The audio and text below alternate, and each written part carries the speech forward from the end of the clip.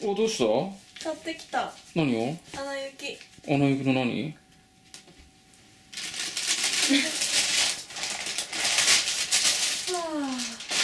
お、すげえ。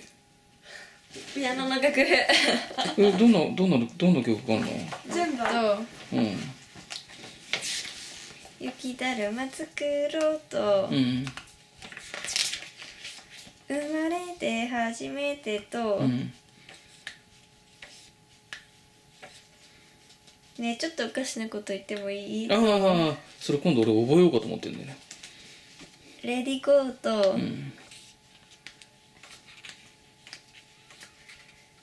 そうさでも時々のやつオラフはあみたいなやつ？と愛さえあれば。どうなんだっけ？愛さえあれば。なんでこんないい男をほっとくの？ああ、四角い靴なんだよね。そうそうそう四角い足か。でちょっと臭いんだよね。そう。綺麗好きなんだけど臭いってどういうことなんだろうね。違ったっけ？そんな歌詞じゃなかった？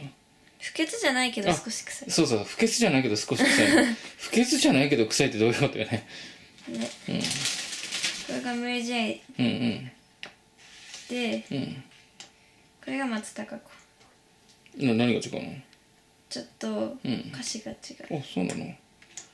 以上。ダメなんだろうね。1700円だった。あ、それで俺の図書カード持ってったの？てめえ。ということで、アナと雪の女王のなんだっけ、ピアノの楽譜でした。でした。